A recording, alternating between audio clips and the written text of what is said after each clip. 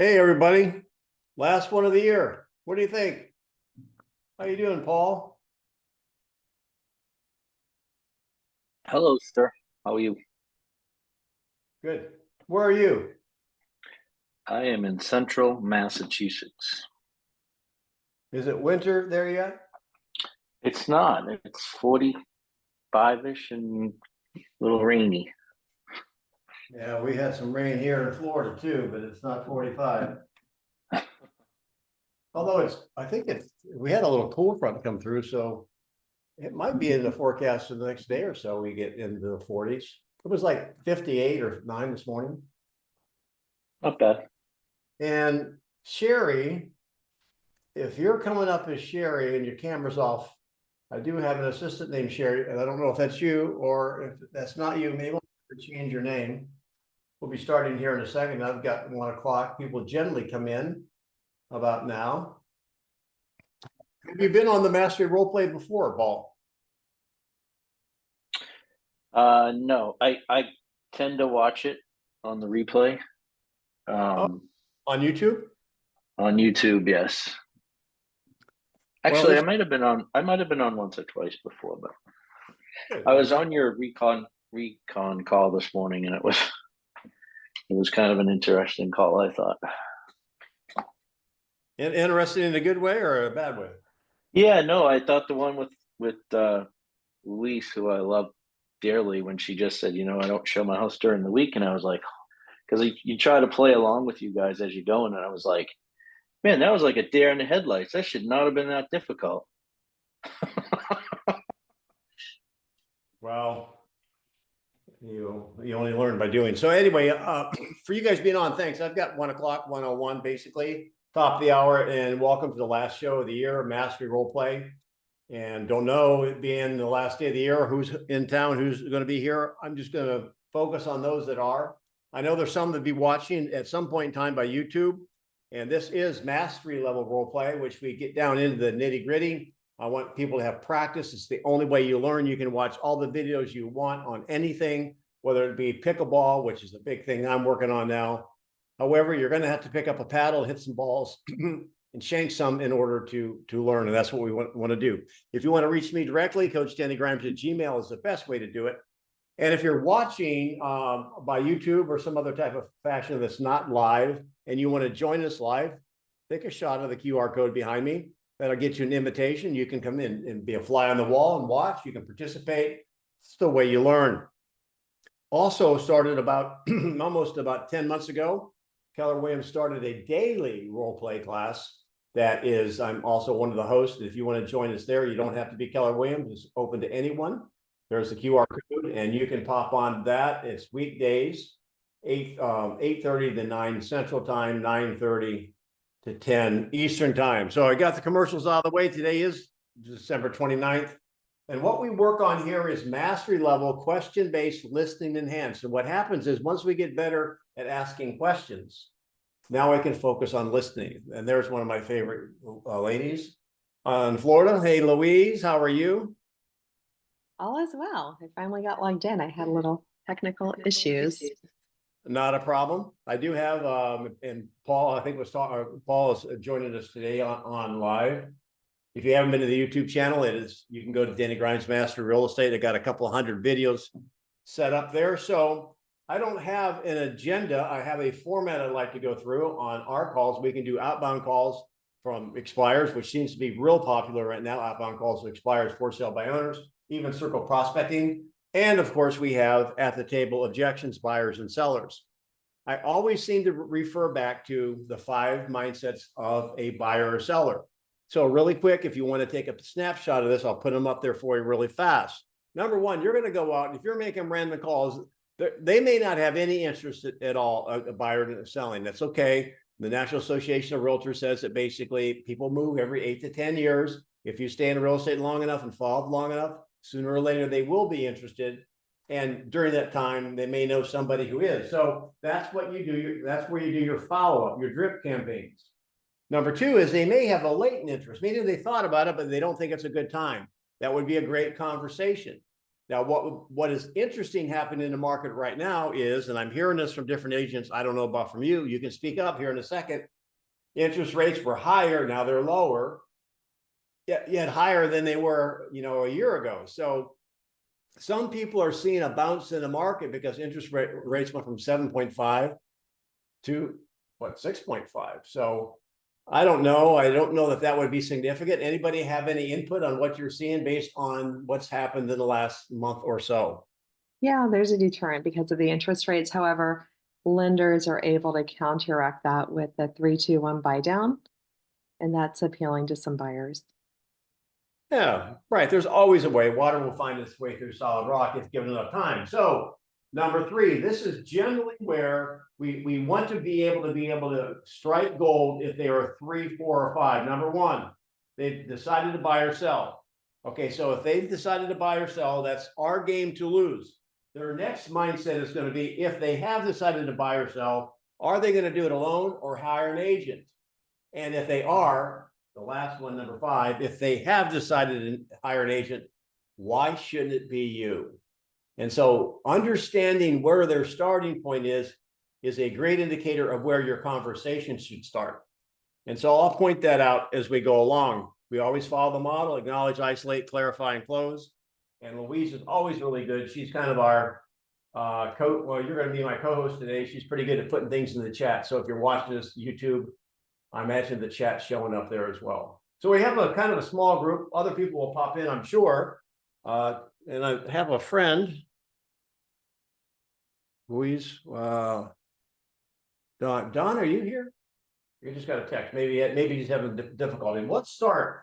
So Louise and Paul, you were first in.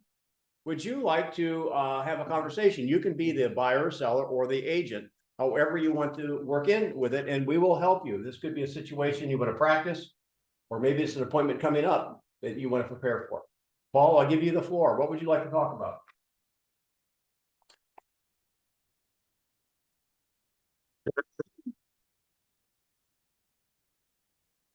You're muted, Paul. Paul, you're muted. Sorry, and I'm full of good information too. I was just telling myself. I was telling him, Luis, on this morning, I was listening to that call and I thought it was very interesting on the FISBO when you said, I don't show my house during the week. And it turned into just like a deer in the headlights. And I was like, why is that so difficult? So well, I would like to try that one. Why don't we reconstruct that, because we have a different audience probably today. I think someone was calling. Louise, were you a buy owner? I think you were a for sale buy owner, correct? Yes. Yes. So Paul, would you like to handle it from an agent standpoint? I'll give it a shot. I'm not sure if I'm going to be able to do it, but I'm going to give it a shot. I have faith in you, Paul. I have faith in you. You can do it. Well, you can't. I tell you what, when you're out there in the real world and you mess up, it could be expensive. Today, it's not going to be expensive at all for you. So let's make the call, and we'll give you our feedback, and you will be better for it. So go ahead and ring. Go ahead, Paul. All right, ring. Hello. Hi, I was calling on the house on 123 Main Street. Is it still for sale? It is, yes. Oh, cool. I was wondering if I could set up a time to show it. Oh, are you a would-be buyer or are you an agent? Well, I could be both, but I'm actually an agent with Keller Williams locally. So some buyers that are interested in the area. I like to keep up with the what's on the market, and would love to take a look at it if I could. Of course. Yeah, we have an open house this weekend. Would you like to come by then? I was hoping to show it during the week or look at it during the week. Well, if you have a buyer that you want to bring by, we'll work out a time. Otherwise, we're just directing all traffic to the open house this weekend. Okay, so you only show it during open house times? We're trying to direct all of the showings to the weekend to be efficient. Interesting. Efficient in how? What do you mean? Tell me And a little not more about coming that. to the house multiple times a day. Oh. Okay, let's just stop. Let's stop and pause a minute. All right, so we'll get back into it. Let's have just a little chat. So what's going through your mind, Paul? Because you're attempting to figure out where to go next. So talk to me about what's going through your mind. So first off, what's going through my mind is speed. I feel like I'm very quick, too fast. And what is going through my mind is like, are you kidding me? You only show it on Saturday. How the hell are you going to sell the house? Is kind of where I'm trying to get to. So that's kind of what's going through my mind. Do you remember what not Paul, you're Paul. Do you remember what John said this morning?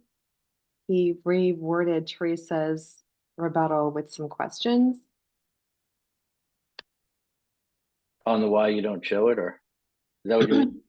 He was able to restructure her response in the form of questions. So hang on with that thought. We're going to pick that up in a second. What I want to focus on is I was listening to it. I don't know that you guys are communicating exactly, because I think Louise, I don't know if she's clear on whether or not you want to preview it during the week or have a showing during the week. Now, what do you, Louise, before you answer, what's your understanding of what she said? Paul? My understanding was probably that she thinks I have somebody to show it to. And that, okay, it was my understanding listening to it. And again, my ears could be wrong, that she's directing all of that traffic, basically, if you wanted to preview it to with or without the buyer. She did not ask you if you have a buyer with you yet. Now, she probably, Louise, are you assuming he has a buyer or he wants to preview it? I'm unclear because he asked if he could see the property, and then I asked if he's a buyer, and he said he could be, and then he said he would like to preview the property to be aware of what's on the market. So okay. If I were an unassisted seller, I would not be crystal clear on what your motives are, Paul. So the lesson here for you guys here, or anybody watching, is that's why we have the listening side of this. You can imagine if you're not totally clear in the beginning, then really every conversation is not really going to be hand in glove. It's going to be awkward. If you feel at any time you're not clear, you know, if someone's lost, if the Uber driver is lost, he should stop the car and clarify. Where you said you wanted to go to the airport, right?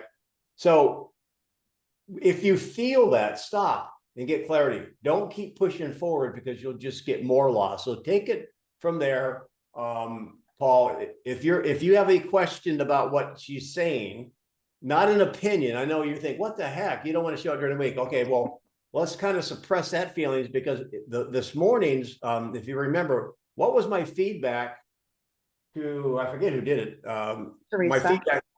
Yeah. What was my feedback to her at the end?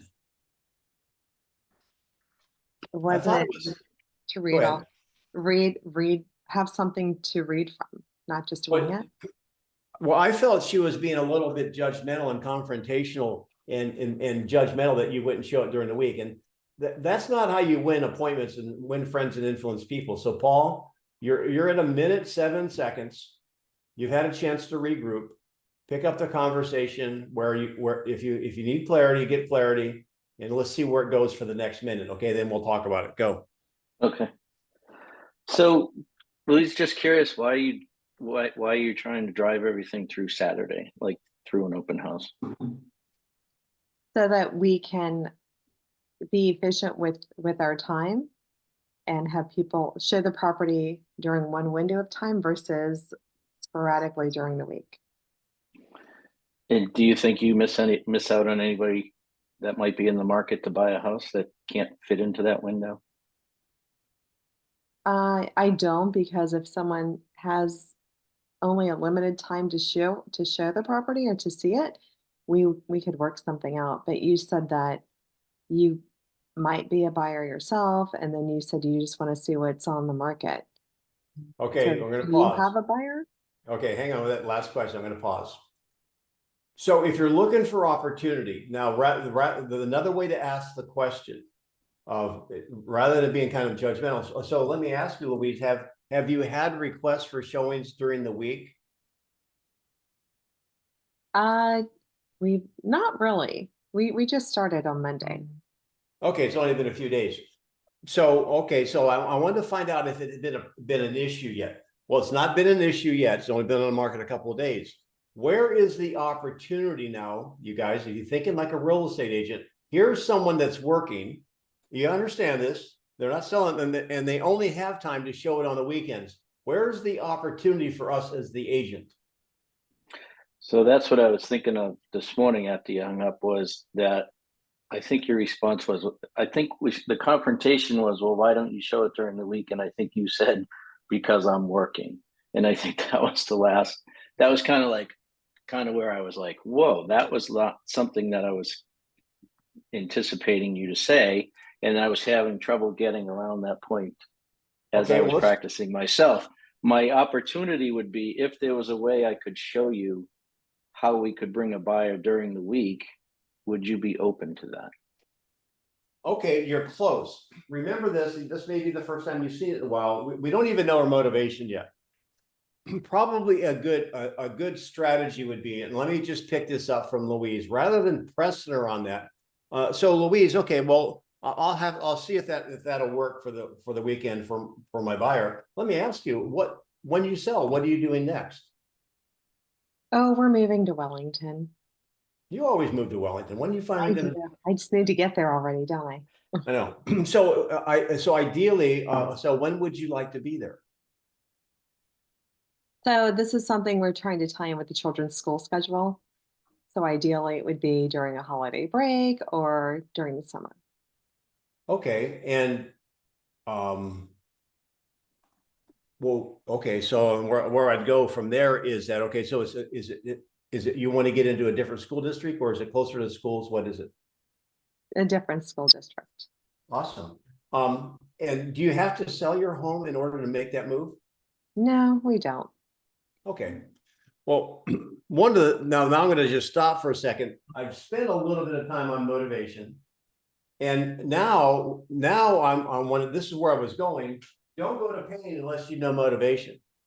So let me ask you, if there was a qualified buyer out there, and maybe you have limited time because you're working, many times relocation buyers come in during the week.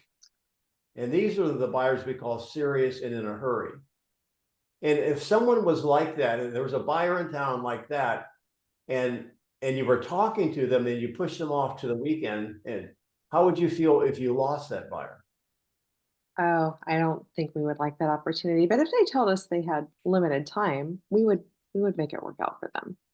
Okay, well, that's great. Well, let me ask you, how long had you considered selling it alone before you'd hire a professional, one that could be available during the week to show your home, so you don't miss out on that buyer?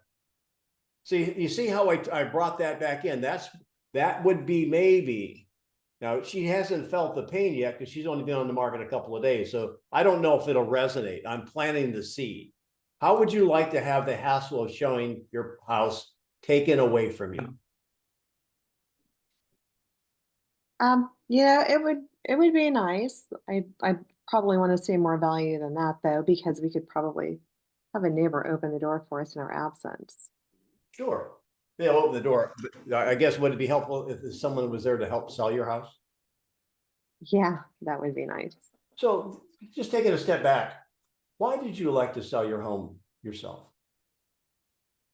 We were just putting our feelers out there, Denny, to see what's going on right now. And if it doesn't work out, we'll wait until the end of the school year. Okay. Um, yeah, we haven't even started interviewing agents yet, but we'll be happy to take your name down. Well, that'd be good. That'd be good. Well, let me ask you, because I work with a lot of buyers in this area. If an agent brought you a contract, have you already planned that you would be compensating them a commission? Yeah. Okay. And so then if you're willing to pay a commission to a buyer's agent, then is it safe to assume you're going through all of this work and extra work for you and headache to save some money on the For commission? sure. Yeah, it's a lot of money. Yeah, I understand. So you see where I'm going on this, right? So I'm not even what I'm. And there's could be people that are smoother at the conversation. I'm flying by the seat of my pants right now. What I'm demonstrating is I'm not going ahead and rubbing her nose in the fact she's not showing it during the week. That's not even the hill to die on. The hill to die on is, why is she doing alone in the first place? Well, and one more question, I'll turn it back to you then, Paul, and you can then end it any way you want. So, well, let me ask you, if someone like me, you said you'd be open to interview an agent. If we could have a conversation, I could show you basically where I could help you get this home sold sooner so they could have the second part of this year in their new school district. And it didn't cost you any money. Would that be worth a conversation? Absolutely. No, maybe she's just being nice. No, the way you phrase that is very appealing. Well, thank you. One of the phrases that is overused a lot, and maybe because I think it's overused a lot because I'm doing this every day. If I could show you, I'm almost attempting to eliminate that because it sounds salesmanish to me, and meaning I think there's a better way to say it. So, Paul, I didn't mean to interrupt or hijack that conversation. However, what are you gleaning from that? What are your ahas from what we've done and what we've talked about? So I think the aha was just trying to just get away from that. Like, I guess in your model of isolation, isolate first. I didn't really even isolate because I didn't really know what I was trying to isolate, because it was myself that was making the objection, right? Instead of trying to isolate, well, why, other than showing it on Saturday only, maybe as isolating, is there any other thing we could do to see it during the week? I also, she was a little more, I would say, open to weekday showings than she was this morning. I just felt like it was like, nope, you can't come anytime during the week except Wednesday. I mean, except for Saturday. So, well, but I like how you took it away from that. It didn't even become about showing the house now. It just more became about trying to build a little bit of rapport and some trust. And I'll give you a call back next Monday and see how how'd you make out during this weekend, basically. So let me ask you guys a question. Have you ever seen someone drive and they use both feet when they drive? They use their right foot for the gas and their left foot for the brake. Yes. I think it's I don't know who it's taught very that, annoying. It's annoying, yes, and it's not even safe, right? Right. What if she drove her car like that? Would you confront her on it? Yes. No, you wouldn't. If I was in it. No. Oh. I guess I'm attempting to make an analogy. All of the things that are superfluous to the transaction of you having the appointment don't matter.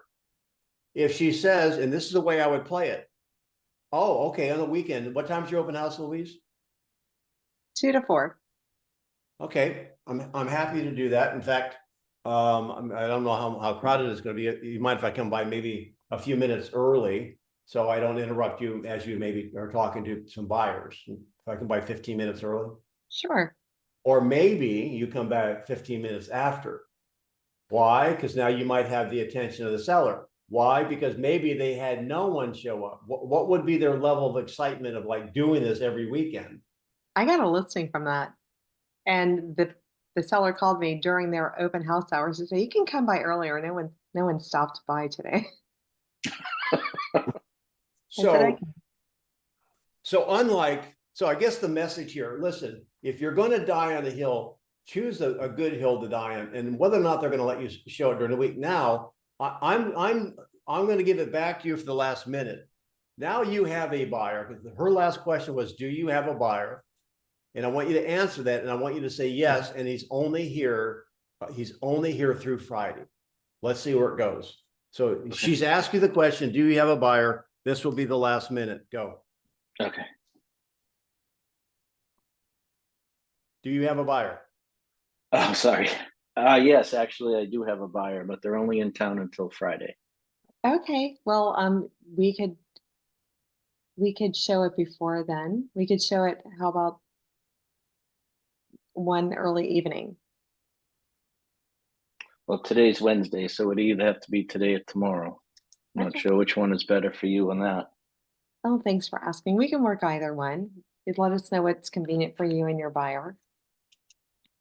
Okay, okay. let me just check with the buyer. Would you have to be there in order for us to show the house? Yeah. All right. All right. So let me stop a minute. Would you have to be there? Let's talk about, this is mastery level. Every word matters. Did that sound a little rough? Like you, I mean, I'm going to steal your stuff. Do you have to be there? Could there Well, have been there's a, no other way to get into the house. well, okay. Would, So, would you be open to letting us tour the house if you weren't there? No, all of our personal effects are still there. We're still living in the house. all right, Paul, let me ask a question. This could be another one of these issues. Does it matter? Does it matter if she's there? No. In fact, you want her there, right? Because you can't make an impression on her and have a conversation if she's not. Does that make sense? Yes.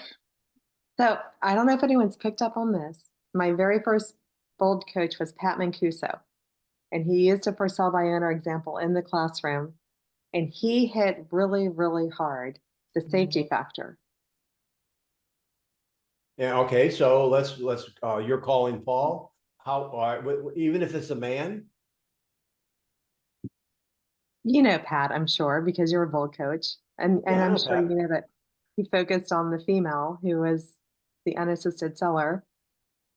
Right. And the example So, he used is the female was, by the time he was done with his conversation, she was very upset with her husband for having all right, her. pretend like I'm the female, and then give us a conversation because we want to hear it. I'm just going to pick up from where he started to put the pain in, right? Yes, okay. So, so what is a good female name for a Denny? Danielle. So Danielle, your husband Kurt has you showing the house while he's at work. Is that right? Yeah. Okay, okay. And aren't you can and Danielle do people just come in?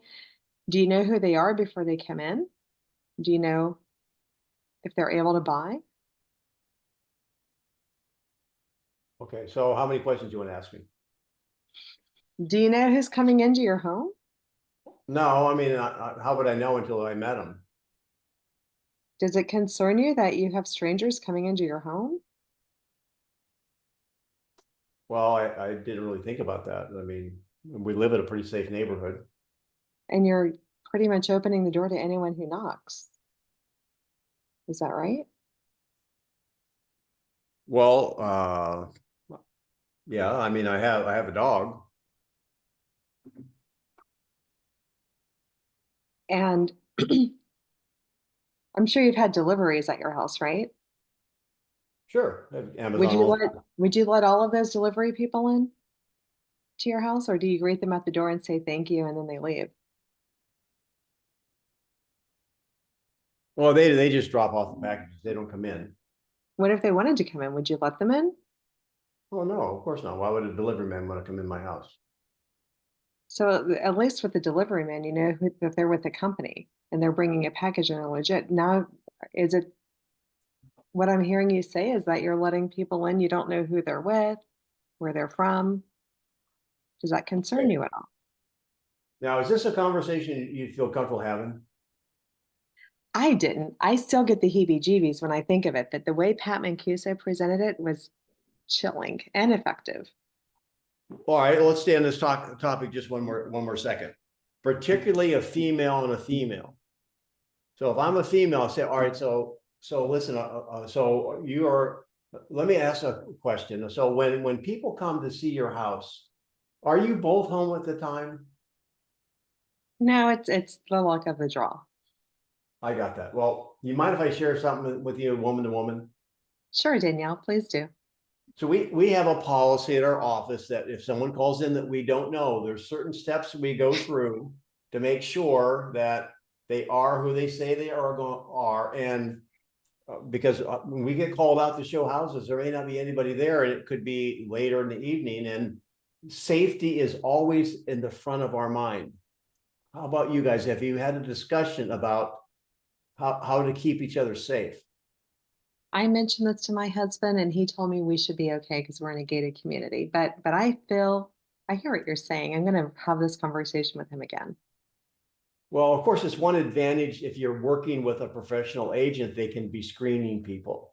So let me ask you, setting the safety aside, why are you, I'm going right back. Remember, that's not my hill to die on. I was attempted to be, I'm actually being empathetic. I want to help her because I think it's better. Maybe a man can do it too, to a woman, but a woman to a woman would be very strong. And isn't it true in our industry? I mean, don't every 6 months we hear about something that happens, right? So I said, well, let me ask you, I mean, other than the safety issue, why are you attempting to do this by yourself? And we just haven't found an agent. You haven't found an agent? Yeah. Well, if there was a good agent out there, would you want to talk to him? Yeah. Can you give me the name of someone? Yeah, Danielle Grimes. So would you and your husband be open to having a conversation about how we can help you through this process, not only keep you safe, but get you moved on time? Would it be worth a few minutes of your time? Notice I'm not saying the proverbial 15 minutes. I'm getting away from what everyone else is saying. So if you, what, and the concept we talk about, and Louise, you get this, you can teach this, but for the other people that are watching or on the call,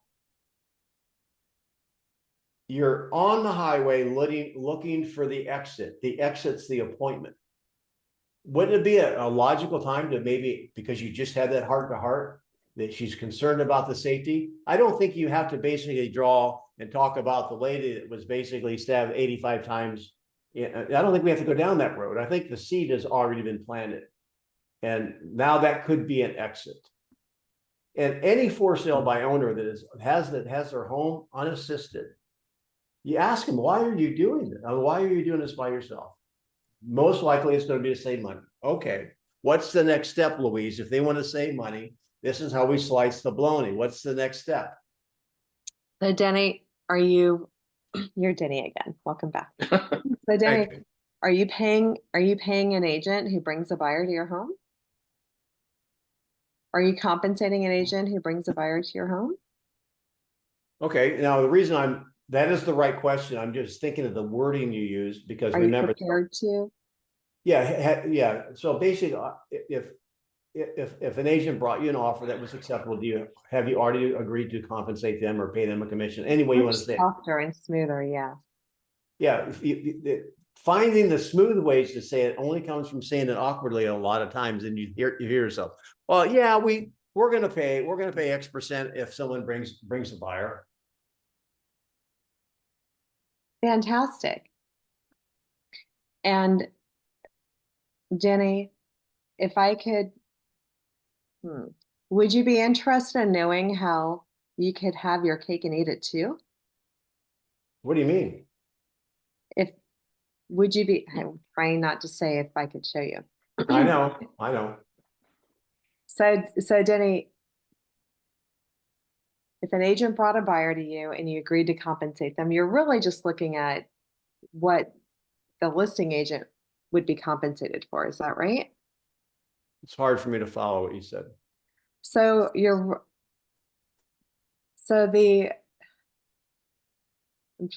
Okay.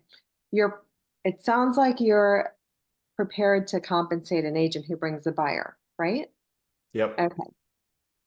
And the only other side of that would be the agent who lists your home and takes care of the showings and all of the screening and finds the buyers, their compensation, right?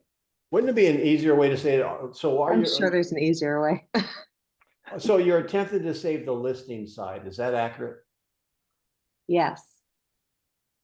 But do they know that verbiage? I was thinking, can you tell me what you know about how compensation is paid for a transaction? Okay, go with it, Paul. So, Denny, what is your No, talk experience to, with? talk to Oh, Louise. sorry. Well, I Louise, just what's your heard that it's like around six. Well, let's see, for our home, it would be like almost $60,000. 60? So that's your house is $600,000. So you're trying to save. It wouldn't be that. It wouldn't be 10%. It would be $1 million probably. She's probably got $1 million house. Okay. So, other than trying to save 3% off of the transaction, Now you changed it. I did. You were on the right track. Ask her the question if she knows how that is split. okay, yeah. So out of that $60,000, what's your experience with what happens to that I total? don't know. I just know that it's a big chunk of change. And would it be, crap. Let me help you. So if you're willing to compensate, the buyer who brings you, I mean, the buyer's agent who brings you a buyer, you would probably give them half that, right? Yeah, So then therefore, in reality, what you're attempting to save is 30,000, correct? exactly. That's how you get it. Now that's how you get that 60 cut in half. Now, if you want to anchor it, and I'm careful quoting things that I don't have, I know I'm on solid ground, but well, that's good because according to the National Association of Realtors, that the vast majority, almost 90% of unassisted sellers like you, the buyer comes from another agent. Hmm. So that doesn't surprise you, right? No, it makes sense. Okay, so so then if you're attempting to save $30,000, if there was I'm not gonna say it, if there was a way, I almost did.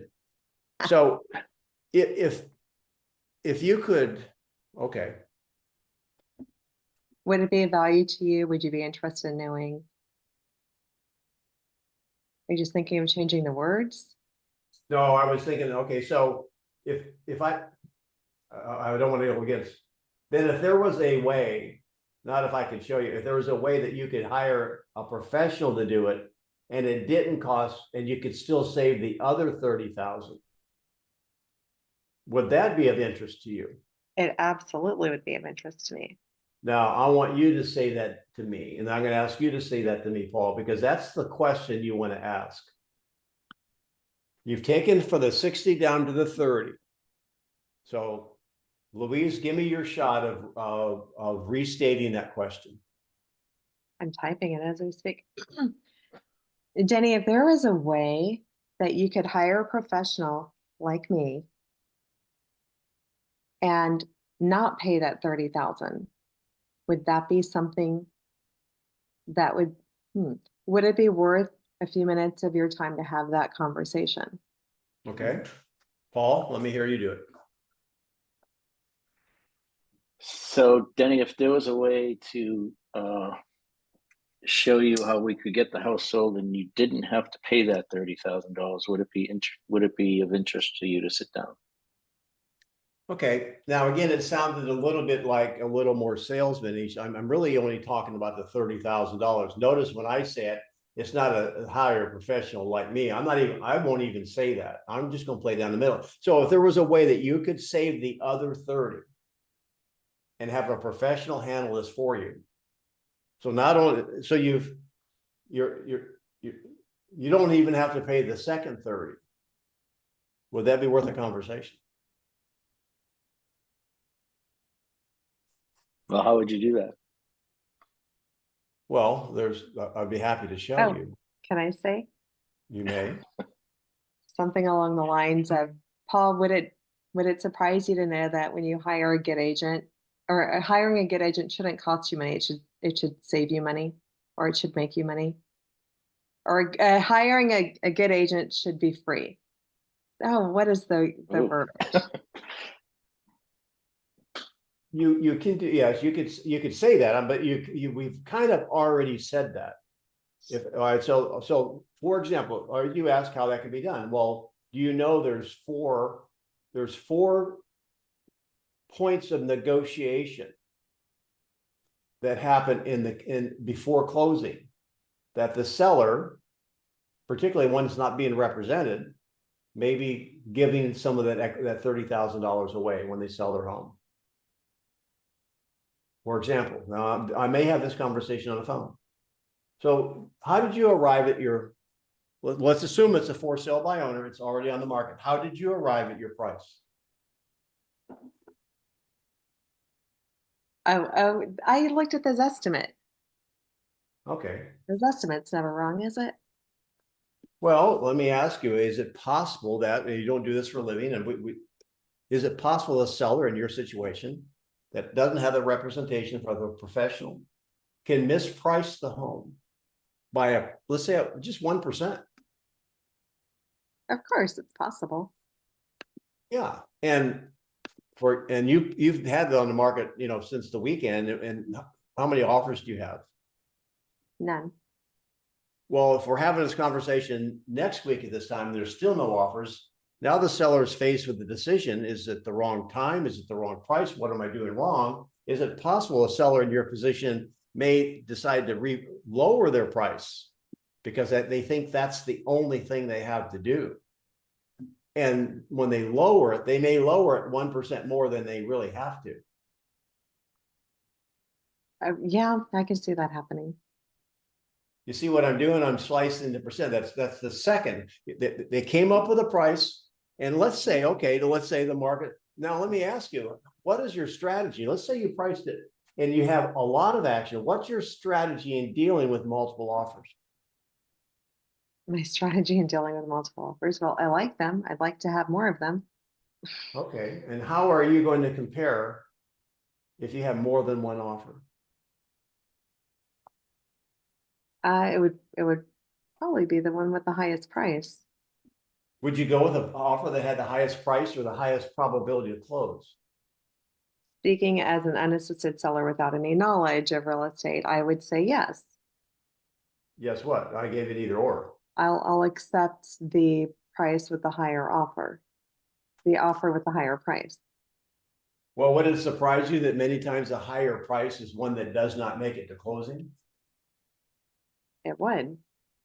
And even with one offer, is it possible the seller, and by the way, the offer is coming from the buyer's agent, right? Yes. Mm-hmm. And what's the buyer's agent's goal? Oh, to look out for the buyer. So is it possible somebody that's not being represented by a professional negotiator like me, that the seller might negotiate a deal 1%? What I'm doing is I'm now just kind of shaving it away, because what Louise said, and if people go back and watch this, is that if a great listing agent, and this is what I want you to internalize, this is what you were saying, Louise, a great listing agent is free to a seller. I've got a meeting tomorrow. I've got a meeting tomorrow with my neighbors, and they've got a real nice house, and she is a licensed agent, but she's part-time and has a job doing something else. And so I'm going to have the same conversation with her. And so why don't you, let's have that, let's just shift this a little bit. Her husband's an airline pilot. She works in the medical field somewhere, and she is a licensed part-time agent. She's going to list her own home. So I'm going to be that person who wants to have the conversation at the table when I am the seller, by owner, and I am the listing agent, or I haven't listed it yet, but I'm getting ready to. How would you have that conversation with me?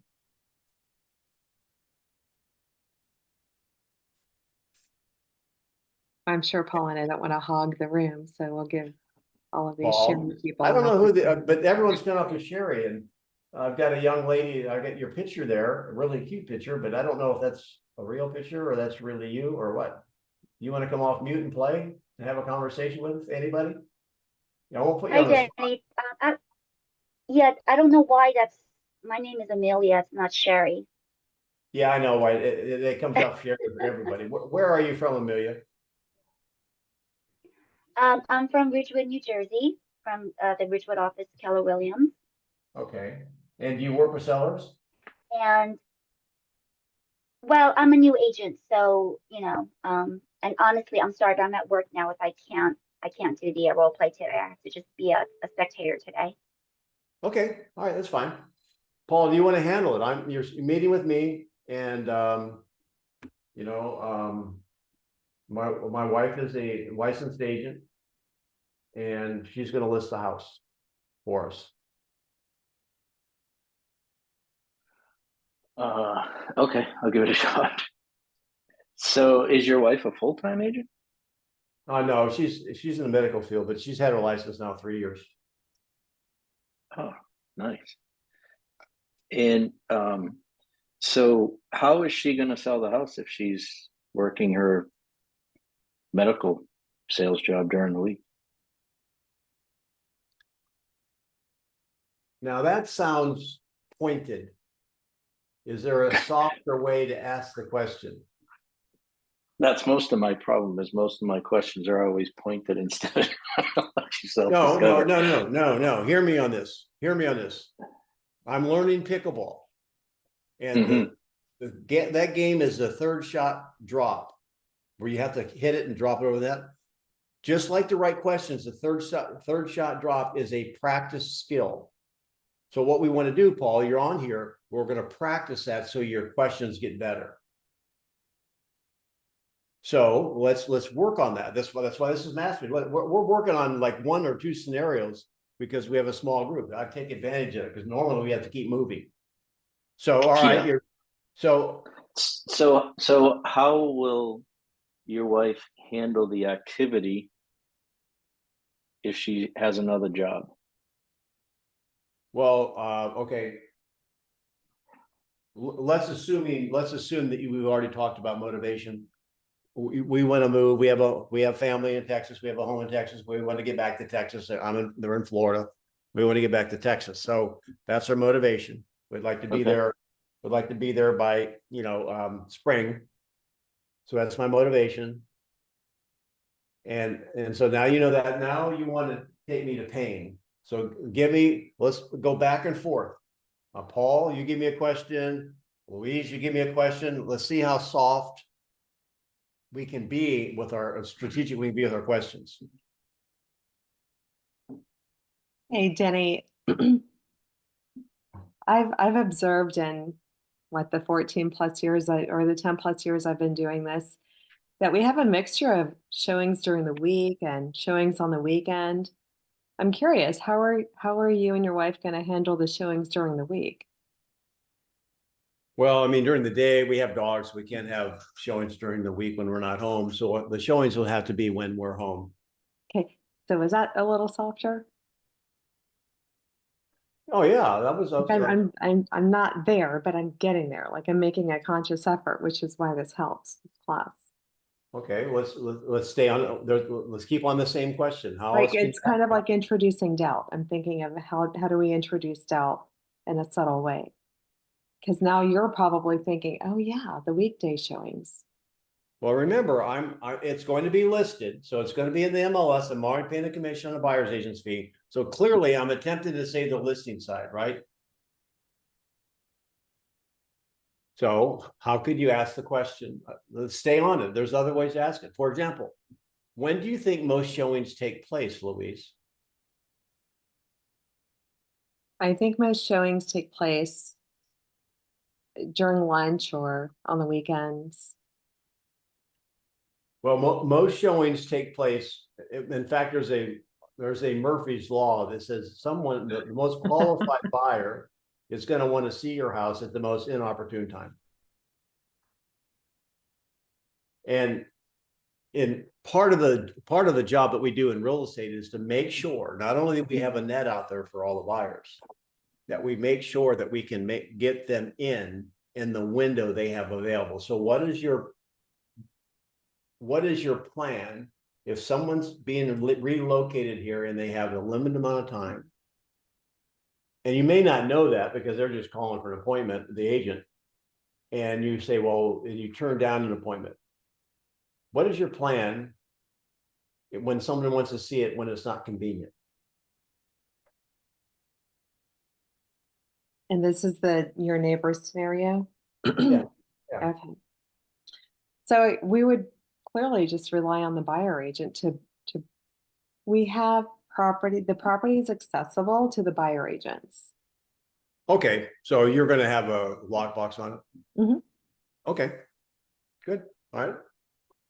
How else are you going to basically look for the opportunity to attack the agent who is a part-time agent?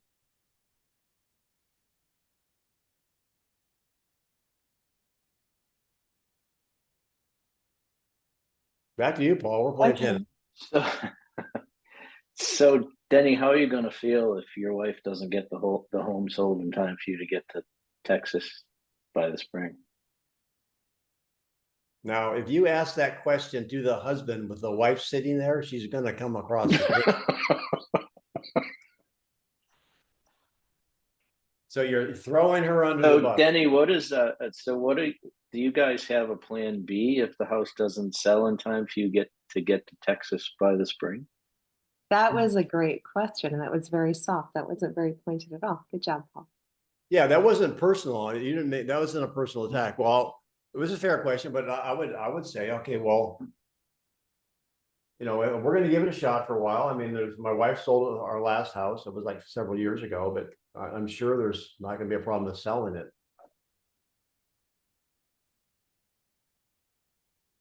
I laid out a welcome mat for you. And here's the concept that I want you guys to remember. An unassisted seller will have no problem selling their home.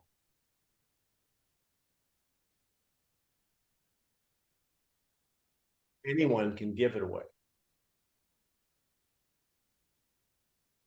So what comes to my mind, and I don't think this is what would be the best response, is was that time like this time? Was that market like this market? That's fair. Yeah, it's similar. So just stay with me on anyone can give it away. Give them the due that they can sell their home. Yes, they were successful selling the last home, but you know what? They might have left money on the table, right? Mm-hmm. And why would someone who's a part-time agent maybe hurt themselves and by leaving money on the table? How could that happen? Like, how could they leave money? How could it be the case that that would happen? Yeah. Their experience level isn't in line with that of a full-time agent. In what way? I wonder if did you say the husband's a pilot? Yes, I'm I waiting for wonder if you. you were going to say something like, "Oh, hey, are you a part-time pilot or a full-time pilot?" Well, that's a pointed question. I You can do know, but it needs massaging. so now, Well, but I was gonna say, so Denny, if the goal or if you were going to list the house with your wife, why are we here? well, I wanted you to see the house because you might have buyers. You're an agent, so yeah. I mean, my wife's going to list it. That I already know that's what they told me. So I have to have a Oh, I thought conversation. you were going on a listing appointment.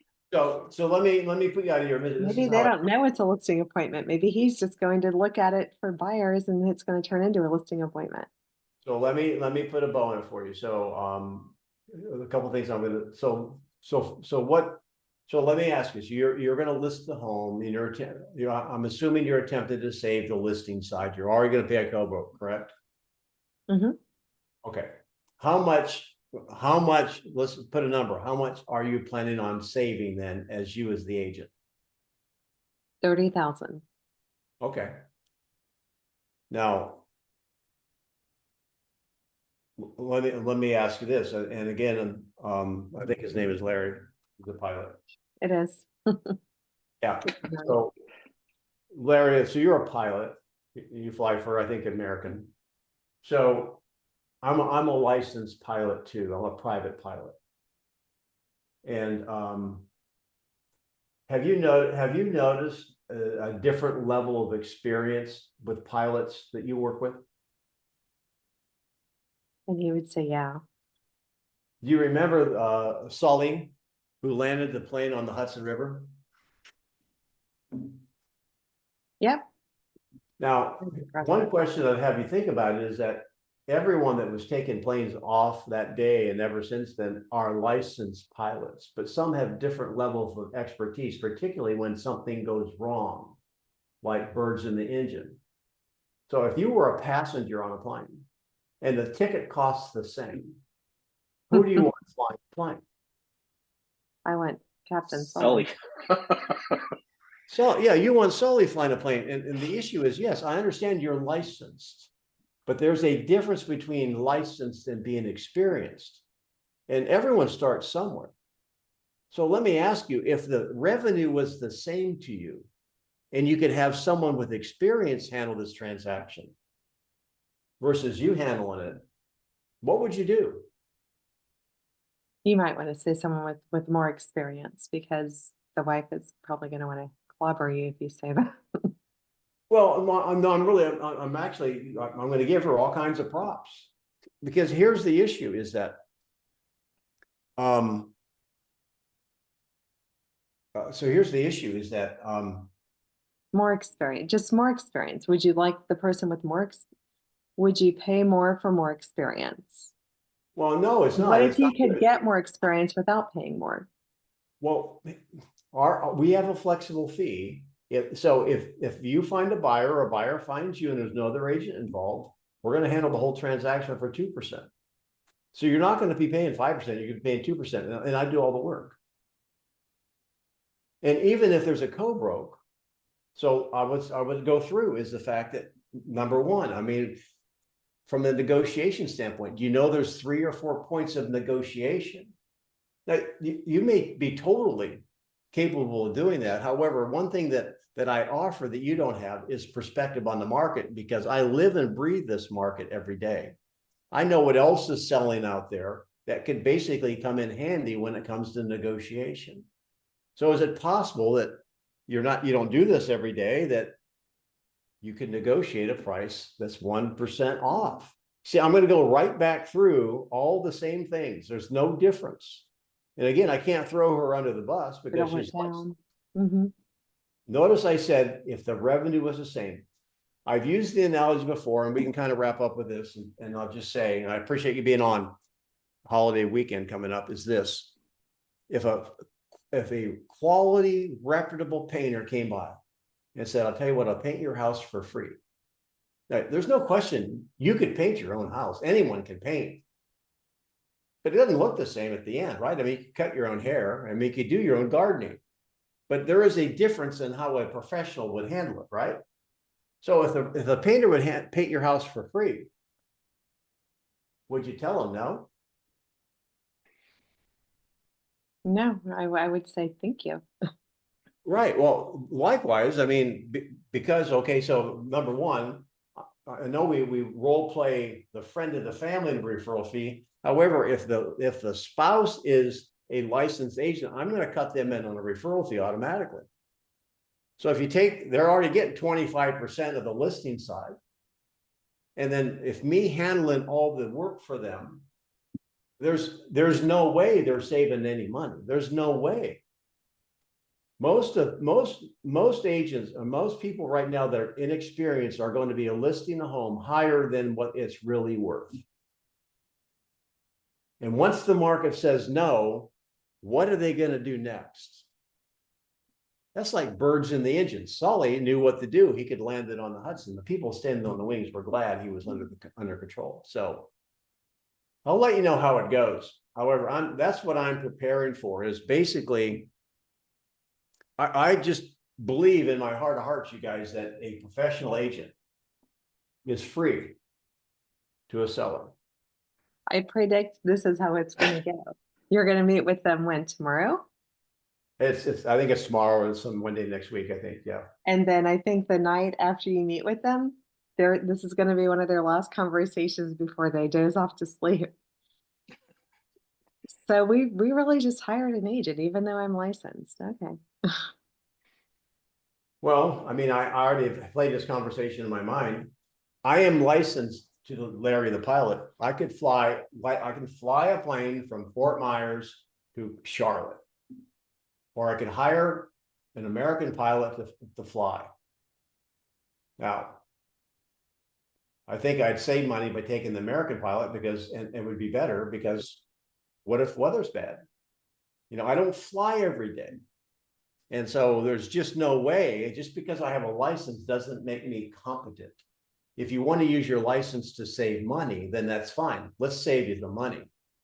In fact, it might cost you money if you do it yourself. In fact, if I had to fly I had a plane one time, but if I had to rent a plane and fly to Charlotte, it would cost me more than buying a ticket on American. So I would use, and you picked up on that, when you get comfortable having conversations and asking questions, it just takes practice. Then you start pulling in some analogies based on what they do. You know, we did this past week. You have a friend that basically a relative that's in real estate. I see. Well, you know, what do they do? Oh, are they full-time, part-time? Well, what do you do for a living? Well, I'm a gardener. And whatever, you take them down the road. Or how long have you been doing it? I mean, anyone can cut grass and trim bushes, right? It's like cutting hair. So there is a level, what you have to do is help them see. My goal is to not upset them. And I know that I'll have to throttle back because sometimes I lose my patience. There is no business why a part-time agent should be selling $1 million house by themselves when someone that basically can do it and for no extra money or might put more money in their pocket. I'll let you know how I do. Paul, Yes. keep coming on the calls, and I appreciate you participating because that's the only way you get better. My YouTube channel's got 200 videos up there. You guys check it out. Louise, you're always a gem. I appreciate all the help you've given us in recon and on the master call for the last 6 months or 8 months. So you all have a great New Year's. Appreciate you being on. Love you, mean it. See you next year, guys. Bye. Hi, guys.